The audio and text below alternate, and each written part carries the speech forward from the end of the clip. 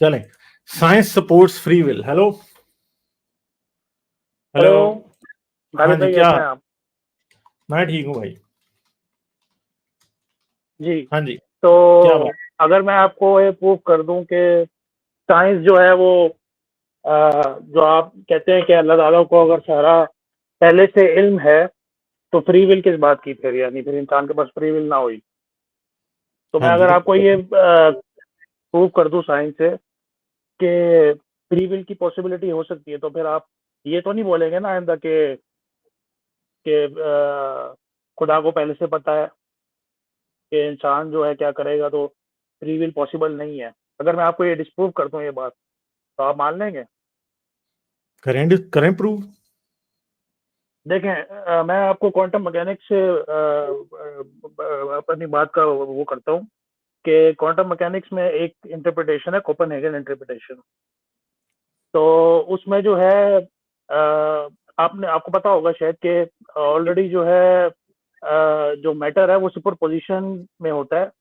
जब उसको ऑब्जर्व करते हैं तो फिर मैटर एक डेफिनेट स्टेट लेता है।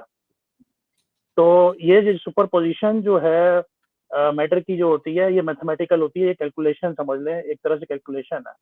और जब ऑब्जर्वेशन होती है इसकी, तो उसकी बेसिस पे जो है मैटर एक डेफिनेट पोजीशन लेता है। तो इसका मतलब ये है कि सारा कुछ मैटर कहीं भी हो सकता है, यानी उसकी प्रोबेबिलिटी ये वेव होती है एक, वो कहीं भी हो सकता है। तो लेकिन जब ऑब्जर्वेशन पे वो डेफिनेट पोजीशन लेता है, तो उस वक्त वो कैलकुलेशन के बाद एक डेफिनेट उसमें आता है, पोजीशन पे आता है। तो इसका मतलब ये है कि अल्लाह ताला ने जो है ऑलरेडी कैलकुलेशन की हुई है। प्रोबेबिलिटी वेव जो अल्लाह ताला की कैलकुलेशन है, सुपर पोजिशन जितनी भी मैटर की है, वो सारी के वो मैटर इधर होगा, मैटर इधर होगा, मैटर इधर होगा, मैटर इधर होगा। वो सारी पोजीशंस जो हैं कैलकुलेशन में जो है अल्लाह ताला ने ऑलरेडी की हुई है। तो हम लोग सिर्फ ऑब्जर्वेशन से उसको चूज कर रहे होते हैं। तो बात कहने का मकसद ये है कि अल्लाह ताला के पास सारी टाइम लाइन्स जो है, जो इंसान करेगा और उसका रिस्पॉन्स जो अल्लाह ताला उस यूनिवर्स में डाला हुआ है अल्लाह ताला ने। तो इंसान जो भी कुछ करेगा, आज मैं अपना हाथ उठाता हूँ, हाथ नहीं उठाता, मैं छींक मारता हूँ, मैं सर खुजाता हूँ, मेरे पास इन्फिनिट पॉसिबिलिटीज हैं कि मैं अपनी फ्री विल्स को एक्सरसाइज कर सकता हूँ। तो इसका मतलब ये है कि मेरे पास इन्फिनिट पॉसिबिलिटीज है। लेकिन जो अल्लाह ताला ने पहले से ही लिखा हुआ है कि ये सारी इन्फिनिट पॉसिबिलिटीज में जितनी भी टाइम लाइन्स हैं, इसमें रिप्लाई क्या होगा मेरा। तो डिवाइन जो जो डिवाइन वो होगा, वही रूल करेगा at the end of the day. इंसान अल्लाह ताला फ्री विल पे जो है इंसान को उसने अख्तियार दिया हुआ है कि वो अपना पाथ, जो भी पाथ है वो चूज कर ले। तो इंसान जो है अपना वो पाथ चूज कर रहा है, तो अपनी फ्री विल को एक्सरसाइज कर रहा है। लेकिन अल्लाह ताला उसको उस जो पाथ वो चूज कर रहा है उस पर कोई इंटरफेयर नहीं कर रहा। हाँ, लेकिन जब वो चूज कर लेगा, इसके बाद जो है यूनिवर्स जो है इसके लोहे महफूज में पहले से लिखा हुआ है कि अगर ये बंदा इसका करेगा तो इसका रिस्पॉन्स ये होगा, अगर फिर इस बंदे ने हाथ उठाया तो इसका रिस्पॉन्स ये होगा, इस बंदे ने ये किया इसका रिस्पॉन्स ये होगा, इस बंदे ने ये किया। इस तरह टिल दी एंड, टिल जन्नत जहन्नम तक जो है ये सारी टाइमलाइंस जो है अल्लाह ताला ने जो है ये लोहे महफूज में जो है डिफाइन की हुई है। बाय द वे, मैं एग्नोस्टिक टाइमलाइन हूँ। कैसे बनती है? टाइमलाइन कैसे बनती है वैसे बताएं। देखें, टाइमलाइंस जो है जो क्वांटम मैकेनिक्स जो है वो ये कहती है कि जो कोपेनहेगन इंटरप्रिटेशन अरे है, मैं ठहर आपको जाए, भेजता ठहर हूँ। जाए। आप मैनी वर्ल्ड्स इंटरप्रिटेशन को सही कह रहे हैं। नहीं नहीं नहीं, मैं मैनी वर्ड्स का बिलीवर नहीं हूँ। तो फिर मैं टाइमलाइन कैसे कोपेनहेगन बनती है? फिर टाइमलाइन कैसे बनती है? टाइमलाइन देखें इस तरह बनती है ना कि मैटर जो है मैटर जो है वो एक डेफिनेट स्टेज लेता है, स्टेटस लेता है। जब यार ये बात जब आप रिपीट कर रहे हो, जो मैं पूछ रहा हूं वो बताओ। ये बात आप पहले भी कर चुके हो, रिपीट ना करो। मुझे ये देखें बताओ कि टाइमलाइन। एक मिनट तसल्ली जी से जी, मेरा बोलिए। सवाल सुने, ठीक है? मैं इतनी देर से आपकी बात तसल्ली से सुन रहा हूं, तो मेरा सवाल तसल्ली से सुने और उसका जवाब दें। जो आप सोच के आए हैं ना वो ना बोलें, जो मैं पूछ रहा हूं उसका जवाब दें, ठीक है? तो मुझे ये बताएं कि टाइमलाइन कैसे बनती है, जिस देखिए टाइमलाइन को आप साइंस टाइमलाइन। के थ्रू अल्लाह से। एक तो पहली बात यह है कि साइंस के थ्रू लोहे महफूज को आप क्वांटम मैकेनिकल प्रॉपर्टीज दे रहे हैं, ठीक है, क्या कहीं पे लिखा है ऐसा? कहीं रसूल अल्लाह ने ये बताया था कि लोहे महफूज में सारे ऑप्शंस लिखे होते हैं? कहीं है कोई हदीस भी है ऐसी? देखें आप, मैं जो है, आप मुझे एग्नोस्टिक ही नहीं, समझे। मुझे वो बताएं जो इस्लाम कहता है, वो ना बताएं जो आप कहते हैं।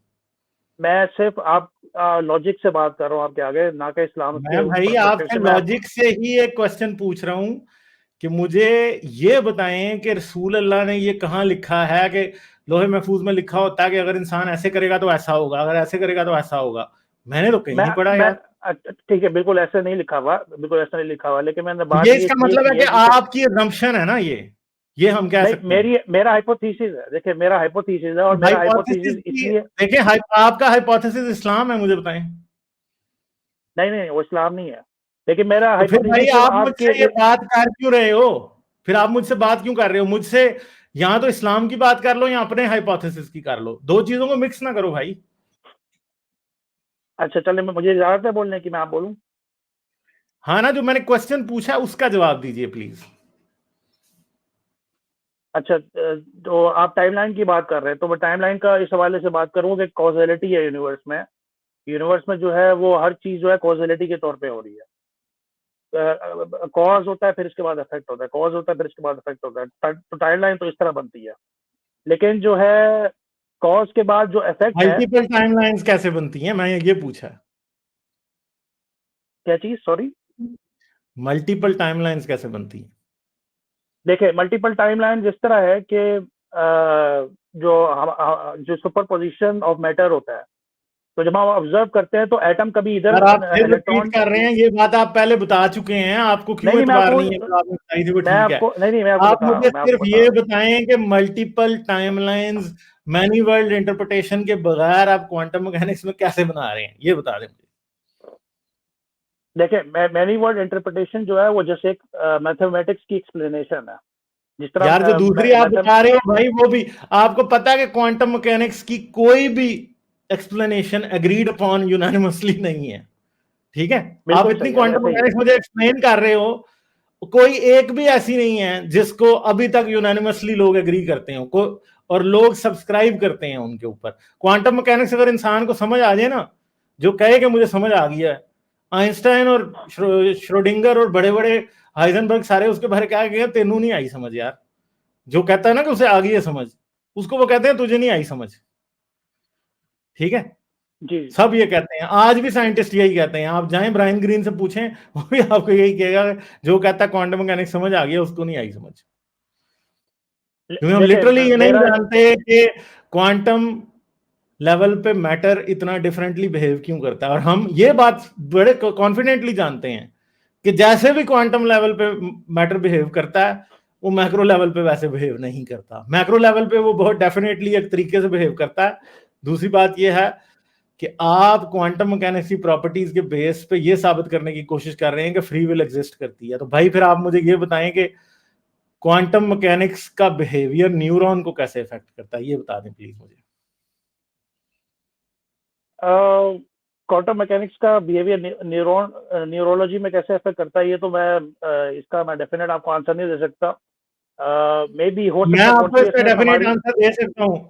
न्यूरॉन्स जो है ना, न्यूरॉन्स इंसान की बॉडी में पाए जाने वाले मास के हिसाब से, वॉल्यूम के हिसाब से, एक न्यूरॉन जो होता है ना इंसान की बॉडी में, उस उतने बड़े सेल कोई दूसरे मौजूद ही नहीं है। ठीक है, समझ गए? और उनके ऊपर क्वांटम मैकेनिक्स के इफेक्ट्स तो कहीं से अप्लाई ही नहीं होते।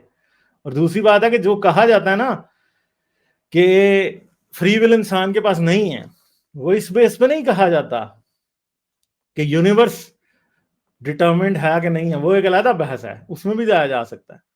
ठीक है, मगर जो हम कहते हैं ना कि फ्री विल नहीं है, वो इस बेस पे कहते हैं। तो फिनियस गेज का आपको पता है? नहीं, मुझे नहीं पता। फिनियस गेज एक आदमी था 19वीं सदी में, यानी 1850s के आसपास।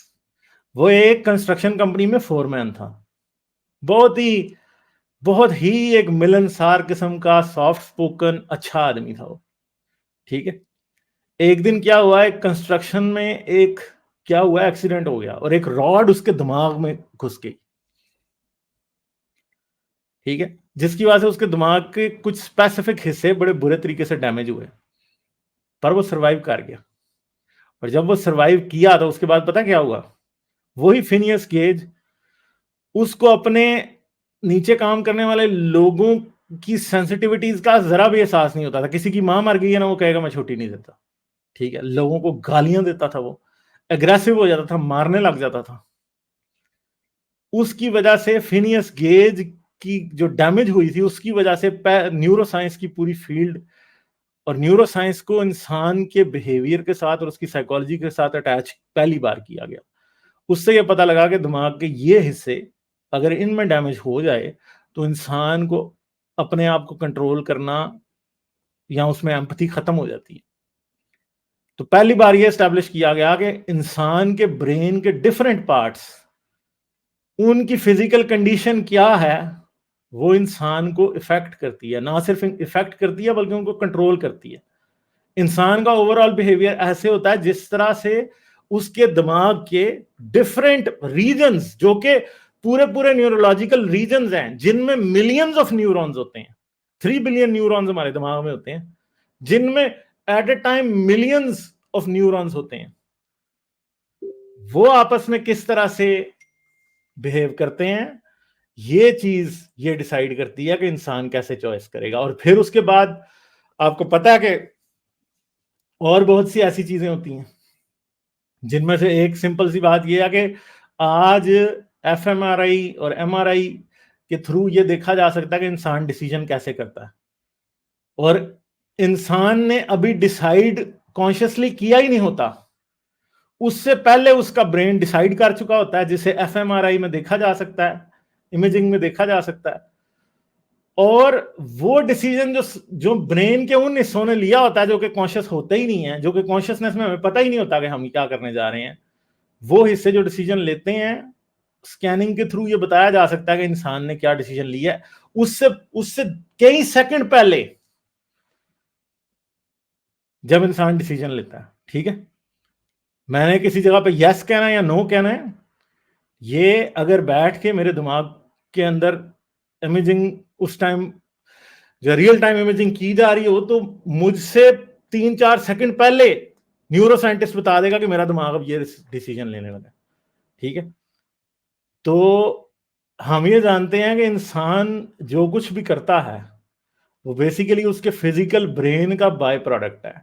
लोगों की पर्सनैलिटीज उसका बाय प्रोडक्ट है, उसका लोगों का वे ऑफ थिंकिंग उसका बाय प्रोडक्ट है, आसपास की एनवायरनमेंट, उसके प्रीवियस एक्सपीरियंसेस दिमाग की चीजों को इफेक्ट करते हैं। और दिमाग के अंदर कुछ फंक्शंस ऐसे होते हैं कि अगर वो किसी तरीके से डैमेज हो जाएं तो इंसान चाह के भी कुछ ऐसी चीजें होती हैं जो कभी नहीं कर सकता। आपको पता है कि हम ये जानते हैं कि हमारे पास ऑटिज्म वाले लोग हैं। ऑटिज्म वाले लोगों को आप लाख बार समझाएं कि अगला इंसान ऐसे फील कर रहा है, वो कभी समझ ही नहीं सकते। क्यों? क्योंकि उनके दिमाग की वो फैकल्टीज जो कि दूसरे इंसान की बातों को समझने के लिए लाजमी होती हैं, वो प्रॉपरली काम ही नहीं करती। जिसे हम इन द न्यूरोलॉजिकल सेंस या जिसे हम इन द मतलब psychological sense theory of mind कहते हैं कि एक इंसान ये समझ जाए कि दूसरा शख्स उसके बारे में क्या सोच रहा है, ऑटिज्म वाले लोगों में वो अप्लाई नहीं होती प्रॉपरली। ठीक है, और उस ऑटिज्म की वजह से आपको पता है कि ऑटिस्टिक लोग जो होते हैं ना, वो खुदा में बिलीव नहीं करते। क्यों? क्योंकि वो ये नहीं समझ सकते कि दूसरा हमारे बारे में क्या सोच रहा है, इसलिए वो ये भी नहीं समझ सकते कि कोई खुदा होगा जो हमारे बारे में कुछ समझ सकता है, सोच सकता है। ठीक है, तो ऑटिस्टिक लोग जो हैं वो आमतौर पे रिलीजन में बिलीव नहीं करते, ये बात भी लोगों को पता है। ठीक है, तो ये बातें हैं भाई। क्वेश्चन ये नहीं है कि यूनिवर्स में फ्री विल है कि नहीं है, क्वेश्चन ये है कि हमारे दिमाग में फ्री विल है कि नहीं है। तो प्रॉब्लम ये है कि हमें नहीं पता है दिमाग में तो नहीं है। गालिब भाई देखिए, मेरा केस असल में ये है, मैं ये प्रूव करना चाहता हूँ। मुझे पता है कि फ्री विल 100% प्रूव नहीं हो सकती, लेकिन मैं सिर्फ आपको ये बताना चाहता हूँ कि जब फ्री विल और डिटर्मिनिज्म, क्योंकि आप डिटर्मिनिस्टिक अप्रोच है आपकी, जो जितना आपने बात की है अभी सर, आप डिटर्मिनिज्म के मेरी ऊपर बात कर। डिटर्मिनिस्टिक अप्रोच नहीं है, इंसान का दिमाग ये बता रहा है कि इंसान उस दिमाग की मशीनरी का बाय प्रोडक्ट है। सिंपल सी बात है, आप इसके अदरवाइज प्रूव कर सकते हैं तो बता दें हमें, जब आप प्रूव तो करेंगे मैं आपको मान लें। यही मैं प्रूव एक तरह से मैं 100% प्रूव तो नहीं कर सकता, लेकिन मैं आपको पॉसिबिलिटी बता सकता हूँ कि फ्री विल की यार पॉसिबिलिटी है।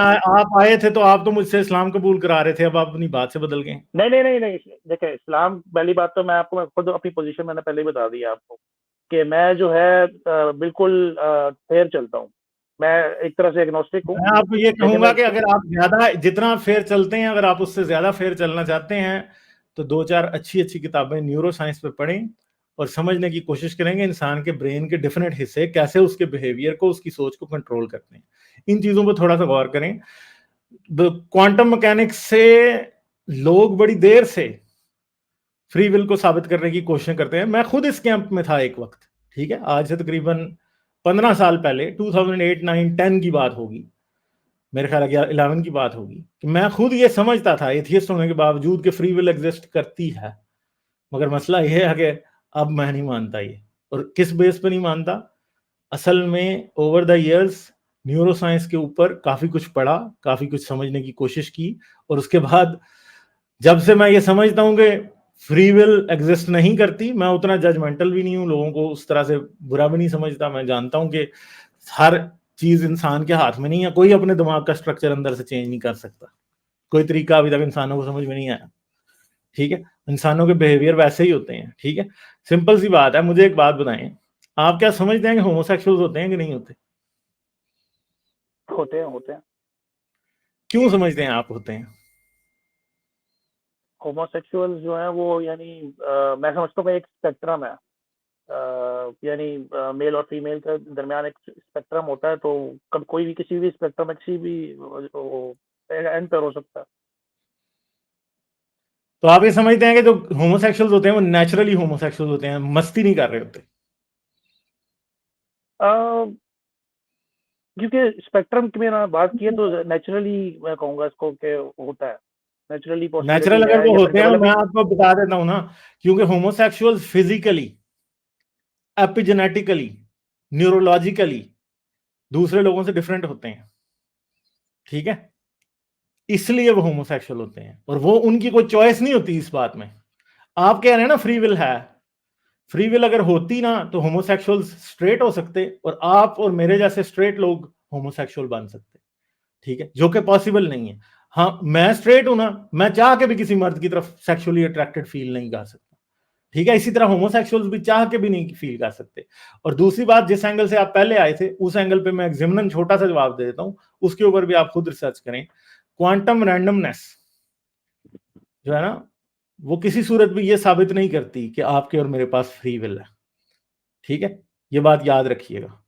क्यों नहीं साबित करती क्वांटम रैंडमनेस? ये क्योंकि रैंडमनेस तो खुद ये बात साबित कर रही है कि गॉड इज प्लेइंग डाइस। अब आइंस्टाइन से और मेरे से ज्यादा तो आप इस बात को नहीं समझते ना। आइंस्टाइन क्यों कहता अच्छा था कि चले, God does not play dice? उसने ये बात, आप सोचे, इस बात की एक्सप्लेनेशन मुझे देंगे, उसने कहा क्यों था कि गॉड डज नॉट चले प्ले डाइस? मैं इसको आपके मैं इसको एक्सप्लेनेशन देता हूँ इस बात की। देखिए मेरा ये वो है कि अगर गॉड डाइस प्ले कर रहा है तो उसका मतलब ये है कि गॉड हमारे पर्सपेक्टिव से वो रैंडम है, लेकिन गॉड के पर्सपेक्टिव से वो लाजमी नहीं है रैंडम हो वो चीज, वो उसने कैलकुलेट करके इस दुनिया में रैंडम की सूरत में भेजी हो।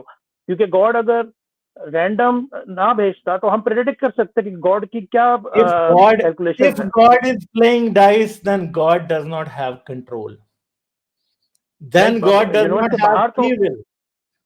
देखिए हमें हमें मेरी परसीव बात पहले है रैंडम ना, हो रहा है। यूनिवर्स के बाहर की हम बात करते हैं, मगर पहले इस बात को कंक्लूड कर लें। अगर गॉड डाइस प्ले कर रहा है तो इसका मतलब है गॉड के पास कंट्रोल नहीं है। डाइस जो है ना, एक रैंडम आउटकम होता है। डाइस क्या होता है? रैंडम आउटकम, मेरे कंट्रोल में नहीं है। अगर खुदा डाइस प्ले कर रहा है तो इसका मतलब है कि क्या मेरी मर्जी होती है कि डाइस पे छिक्का जब आना है तो आ जाए छिक्का? आपकी है मर्जी, हो सकती है कभी? देखें खुदा जब इस यूनिवर्स में हमें नहीं नहीं, भेज रहा है तो अरे हम अभी परसीव जाते कर रहे हैं, हैं अगली रैंडम को। बात पे जाते हैं, अगली बात पे जाते हैं। अभी जरा इस बात की पॉसिबिलिटी को जरा गौर से देखें। डाइस जब मैं प्ले करता हूं और आप प्ले करते हैं, आपका कंट्रोल होता है? मेरा कंट्रोल होता है जी। डाइस पे कंट्रोल होता है? जी डाइस पे यानी उसको डाइस को आउटकम पे फेंकने में कंट्रोल मेरा होता है डाइस कंट्रोल है। के? डाइस के आउटकम पे आपका कंट्रोल होता है? नहीं, आउटकम पे मेरा कंट्रोल नहीं है। तो फिर अगर गॉड डाइस प्ले कर रहा है जैसे कि अभी आप कह रहे थे, तो फिर अगर डाइस वो प्ले प्ले कर रहा है तो फिर कंट्रोल कहां से आया? कंट्रोल नहीं आया तो देखें फ्री वो विल नहीं आई। देखें वो ये जो स्टेटमेंट है, गॉड डाइस प्ले कर रहा है, या ये वाली स्टेटमेंट जो है, मैं इसको कहूँगा थोड़ी सी ये एग्जेजरेशन है उसकी, आइंस्टाइन की, जो आइंस्टाइन ने बात की थी है। तो मैं भाई इसको इस तरह क्वांटम कहूंगा कि रैंडमनेस को सबसे आसान लफ्जों में सम अप किया था आइंस्टाइन ने कि God does not play dice, क्योंकि वो अनकंफर्टेबल था उसके साथ। आप रैंडमनेस से फ्री विल साबित कर रहे हो, वो इसलिए रैंडमनेस को अवॉइड कर रहा था क्योंकि वो एक डिटर्मिनिस्टिक यूनिवर्स में बिलीव करता था। समझे अच्छा मेरी बात? चलिए रैंडम, चलें खैर मेरे इस बात को अच्छे तरीके से समझ लें पहले। आइंस्टाइन इसलिए क्वांटम मैकेनिक्स को अवॉइड करना चाहता था क्योंकि वो प्योरली डिटर्मिनिस्टिक यूनिवर्स में बिलीव करता था, और वो डिटर्मिनिज्म में बिलीव करने वाला बंदा अनईजी था इसकी वजह से। आपने मेरी बात कर दी एग्जैक्टली, मैं भी यही बात कर रहा हूँ कि नहीं नहीं नहीं नहीं आप नहीं नहीं कहने, नहीं, मगर एक और बात याद रखें, सिर्फ वही नहीं था, और भी लोग अनईजी थे उसकी वजह से। क्यों? क्योंकि रैंडमनेस, क्वांटम रैंडमनेस ये साबित करती है कि कंट्रोल अगर नहीं है तो कंट्रोल खुदा के पास भी नहीं है। फिर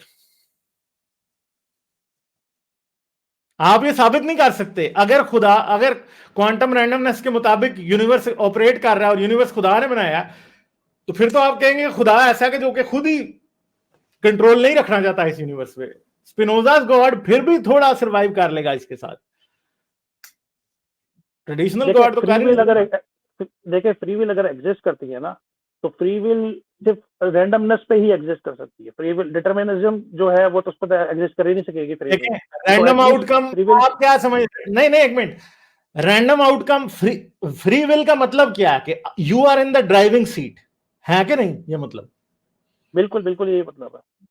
तो मुझे बताएं कि रैंडमनेस में ड्राइविंग सीट में आप हैं या खुदा है? देखें at the end of the day observation जब हम करते हैं, जब वो मैटर डेफिनेट स्टेट लेता है अपनी, तो उसमें यार तो हम वेव ड्राइविंग सीट पे है फंक्शन ना, कि के हम लोग कोलैप्स ऑब्जर्व कर करने रहे हैं। को आप नहीं, वेव फंक्शन के कोलैप्स करने को कंट्रोल कहना तो दुनिया की सबसे बड़ी बेवकूफी है।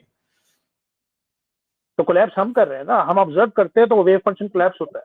आपकी तो मर्जी के ये मुताबिक होता है कोलैप्स को? मुझे बताएं, आपकी मर्जी के मुताबिक होता है? नहीं, आउटकम हमारी मर्जी के मुताबिक नहीं होती, लेकिन वेव फंक्शन हाँ कोलैप्स तो तो हम भाई करते जब हैं ना। आउटकम आपकी मर्जी के मुताबिक नहीं होती तो फ्री विल कहां से आ गई? अब मेरा मेरा ओपिनियन इस मामले में ये है कि वेव फंक्शन कोलैप्स हम कर रहे हैं, लेकिन जो उसकी आउटकम है वो प्री डिटरमाइंड है, जो कि खुदा ने ऑलरेडी जो है नहीं वो तो फिर तो वो, इसलिए तो मैं आपको कह रहा उसके, हूं ना कि जिसने कहा कि उसे रहने दीजिए। क्वांटम, नहीं नहीं ठहरे, इसलिए तो मैंने आपको कहा था ना कि जिसने कहा कि उसे क्वांटम मैकेनिक्स समझ आ गई है उसे नहीं समझ आई। आप वही गलती कर रहे हैं।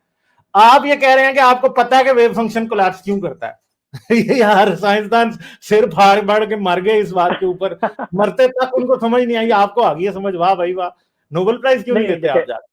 नहीं नहीं नहीं देखिए, मुझे मैं सिर्फ जो आर्गूमेंट्स दे रहा हूँ वो आप माजरत के साथ आपके जो आर्गूमेंट्स है मैं उनको काउंटर करने की कोशिश कर रहा हूँ। मैं 100% ये बात नहीं करता कि फ्री विल एग्जिस्ट करती है, मैं यानी 100% ये आपने बात नहीं समझ लिया करता। कि लिमिटेड फ्री विल एग्जिस्ट करती है, कंप्लीट फ्री विल नहीं करती। मैं सिर्फ आपको ये बताना चाहता हूँ कि फ्री विल की भी पॉसिबिलिटी है साइंस के अंदर, क्या ये यार डिटर्मिनिज्म ही पॉसिबिलिटी की सब कुछ तो नहीं है। बात नहीं कर रहे ना, आइदर यू हैव इट और आइदर यू डोंट, सिंपल सी बात है।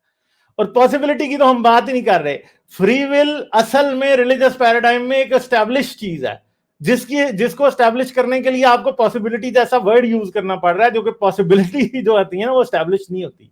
पॉसिबिलिटी होती है, एस्टैब्लिश्ड इज समथिंग एल्स। हाँ अब आप यूनिवर्स के बाहर की बात कर रहे थे, वो भी कर लें। मैं यूनिवर्स के बाहर की बात ये कर रहा था कि खुदा जो है वो यूनिवर्स से बाहर है, तो यूनिवर्स में वो जब इंजेक्ट करता है तो वो रैंडमनेस इंजेक्ट करता है, और जो इंटरजेक्ट करता है। यूनिवर्स इंजेक्ट करता है, यानी यानी यानी वेव फंक्शन जो कोलैप्स होता है, जो मैटर डेफिनेट स्टेट लेता है अपनी, जब जो जो रैंडम से चीज डेफिनेट पोजीशन पे आती है, तो ये जो पर्टिकुलर चीज है, ये कह रहा मैं ये खुदा, ये हमें रैंडमनेस लगती है, लेकिन खुदा के परस्पेक्टिव से वो तो कैलकुलेशन हो सकती है, क्योंकि चले प्योर मैं रैंडमनेस आपसे जो सिर्फ है। एक सादा सा, एक जाहिलाना सा सादा सा सवाल पूछता हूं आपसे, यूनिवर्स का बाहर है कोई? बिल्कुल स्पेस और टाइम के बाहर जो है वो, जो स्पेस टाइम एक्सपेंड हो रहा है ना, स्पेस टाइम, तो ये स्पेस बाहर टाइम से मैं जो है। वही तो आपसे पूछ रहा हूं ना, आपने यूनिवर्स का बाहर कहां से देखा? मुझे तो नहीं मिला आज तक, किसी साइंटिस्ट ने भी नहीं कहा कि यूनिवर्स का कोई बाहर है। देखिए यूनिवर्स एक्सपेंड हो रहा है, तो यूनिवर्स का स्पेस एक्सपेंड एक्सपैंड हो हो रहा रहा है है तो ना किसी चीज में एक्सपेंड हो रहा है, किसी चीज में तो एक्सपेंड यार। हो रहा है वो। एक्सपैंड किसी चीज में एक्सपैंड हो रहा है या नहीं हो रहा, आप मुझे बताएं कि यूनिवर्स का बाहर किधर है? यूनिवर्स का बाहर जहां पर भी स्पेस टाइम नहीं होगा वो यूनिवर्स का बाहर है। स्पेस टाइम आपने एज्यूम कैसे किया कि कहीं पर स्पेस टाइम नहीं होगा? देखिए स्पेस टाइम जो है वो हमें ये पता है कि ये यूनिवर्स कहीं एक्सपेंड हो रहा है, स्पेस स्पेस सॉरी इसका एक्सपेंड हो रहा है, तो स्पेस देखें कहीं ना कहीं तो साइंसदान एक्सपेंड हो तो रहा है इसका ना। बड़ा सिंपल सा जवाब देते हैं कि universe is expanding into itself, मगर वो खुद एक हाइपोथेटिकल बात है, मैं उस पर नहीं जा रहा। ठीक है, जो बात आप कर रहे हो वो भी हाइपोथेटिकल है। मुझे ये बताएं कि आपके पास इस बात का सबूत क्या है कि यूनिवर्स का कोई बाहर है? देखिए मेरे पास इसका सिवाय जो मैंने आपको बताया उसके अलावा कोई मेरे पास और कोई इसके अलावा वो नहीं है। मेरी हाइपोथेटिकल बात है ना कि यूनिवर्स का कोई बाहर है। हाँ हाइपोथेटिकल बात है जी, बिल्कुल ऐसा ही है। असल में ये ना बाइनरी थिंकिंग का एक प्रॉब्लम है असल में, यूनिवर्स का बाहर कहना। क्योंकि हम यूनिवर्स के अंदर रहते हैं, क्योंकि मैं अपने घर के अंदर रहता हूं तो घर का कोई बाहर भी है, क्योंकि मैं जमीन पे रहता हूं तो जमीन का कोई बाहर भी है, क्योंकि मैं यूनिवर्स में रहता हूं तो यूनिवर्स का कोई बाहर भी है। मगर मसला ये है कि असल में लॉजिक इस बात तक लीड नहीं कर सकती, क्योंकि वी डोंट नो कि यूनिवर्स का। मैं देखें असल में मेरी बात सुन लें, जो मैं बात कर रहा हूं वो प्योरली साइंटिफिक है। आप जो बात कर रहे हैं वो कंजक्चर पे बेस्ड है और हाइपोथेटिकल है। मैं जो बात अभी करने लगा वो प्योरली साइंटिफिक है। हमें यूनिवर्स की बाउंड्री पता ही नहीं है भाई। ठीक है, and we will never know, we will never know. ठीक है, इसलिए ये कहना यूनिवर्स का कोई बाहर है, अगर आप यूनिवर्स की बाहर देखें, ये बात याद रखें, फिलॉसफी का और साइंस के अंदर एक रूल है कि जब आप एक आर्ग्यूमेंट बनाते हैं तो उस आर्ग्यूमेंट का एक प्रेमिस होता है। प्रेमिस क्या होती है? एक ऐसी बात होती है जिसकी बुनियाद के ऊपर आप दूसरा नतीजा निकालते हैं, तीसरा नतीजा निकालते हैं।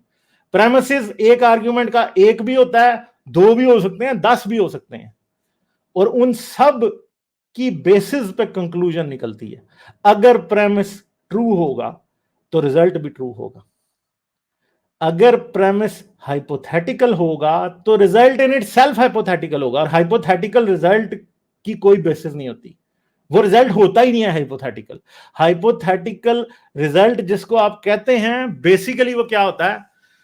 वो सिर्फ ब्रेनस्टॉर्मिंग है, इससे ज्यादा कुछ नहीं है, रियलिटी से उसका कोई ताल्लुक नहीं है। अब मसला यह है कि आपका पूरा का पूरा थीसिस जो अभी आप बना रहे हैं वो एक मंतकी गलती के ऊपर बेस करता है। वो गलती क्या है? वो हाइपोथेटिकल प्रेमिस है आर्ग्यूमेंट का कि यूनिवर्स का कोई बाहर है।